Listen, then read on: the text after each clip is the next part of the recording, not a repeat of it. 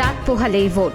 আগামীকাল সকাল 7:30 শুরু হবে ত্রয়োদশ জাতীয় সংসদ নির্বাচন ও গণভোট। এই নির্বাচনের মাধ্যমে নতুন সরকার গঠিত হবে এবং বিদায় নেবে বর্তমান অন্তর্বর্তীকালীন সরকার। বিদায় বেলায় বিভিন্ন উপদেষ্টা নিজেদের মন্ত্রণালয়ের কার্যক্রম, সাফল্য ও সীমাবদ্ধতা ও মূল্যায়ন নিয়ে কথা বলেছেন। সচিবালয়ে সাংবাদিকদের সঙ্গে আলাপকালে কেউ দিয়েছেন 70%, কেউ বা 95% পর্যন্ত নম্বর।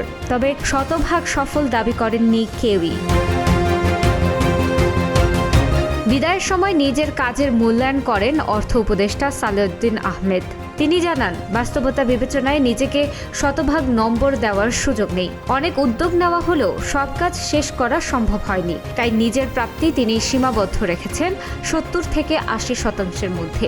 একই সঙ্গে তিনি স্বীকার করেন, কাঠামোগত দুর্বলতা, প্রাতিষ্ঠানিক সীমাবদ্ধতা এবং দীর্ঘদিনের অনিয়মের কারণে অন্তর্বর্তী সময়ে অর্থনীতি পরিচালনা ছিল অত্যন্ত কঠিন।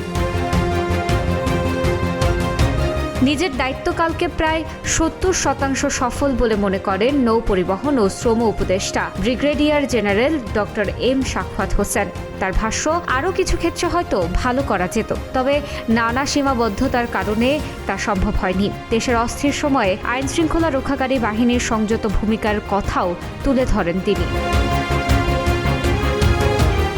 এছাড়া ধর্ম উপদেষ্টা ডক্টর আ.ফ.ম. খালিদ হোসেন নিজেকে প্রায় 95% সফল বলে মনে করেন। তিনি জানান, মসজিদ, মাদ্রাসা, এতিমখানা ও অন্যান্য ধর্মীয় প্রতিষ্ঠানের সহায়তা সহ বিভিন্ন কার্যক্রম বাস্তবায়ন করা হয়েছে।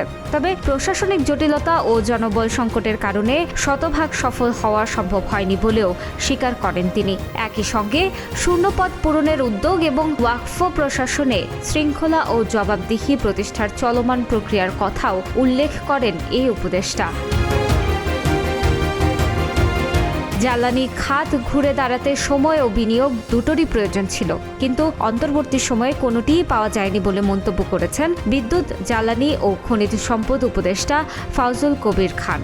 1.5 বছরে দৃশ্যমান অগ্রগতি না হওয়ার বিষয়টি স্বীকার করেন তিনি। তিনি জানান, ভর্তুকি ভিত্তিক নতুন কোনো প্রকল্প নেওয়া সম্ভব হয়নি, তবে নির্বাচিত রাজনৈতিক সরকার নতুন বিনিয়োগের মাধ্যমে এ খাতে ইতিবাচক পরিবর্তন আনতে পারবে বলেও আশা প্রকাশ করেন ফাউজুল কবির খান।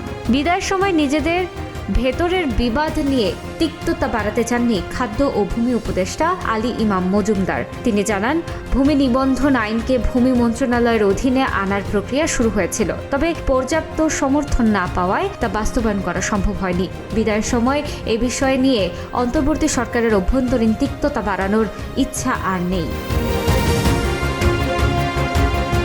এছাড়াও বিদায়ের মুহূর্তে বাণিজ্য উপদেষ্টা শেখ বশির উদ্দিন নিজের কর্মজীবনের শেষ মুহূর্তে একটি ব্যক্তিগত বার্তা দেন। তিনি জানান, নতুন সরকার গঠনের পরে তিনি তার পুরনো কর্মজীবনে ফিরে যাবেন এবং আশা করেন সবাই তাকে ভুলে যাবে এবং ক্ষমা করবে। গত 1.5 বছরে বিভিন্ন প্রশ্ন ও অনুসন্ধানের মাধ্যমে সাংবাদিকদের সঙ্গে জবাবদিহিতে থাকার অভিজ্ঞতা তাকে অনেক সাহায্য করেছে কাজের গতি বাড়াতে এবং ভুল সংশোধনের সুযোগ পেতে। তিনি আরও উল্লেখ করেন, সরকারের সময় তার কোনো অভিজ্ঞতা ছিল না, তবে সৎভাবে এবং ন্যায়পরায়ণের সঙ্গে কাজ করার চেষ্টা করেছেন। পাশাপাশি বৈষম্য ও স্বজনপ্রীতি এড়িয়ে চলেছেন বলেও মন্তব্য করেন এই উপদেষ্টা।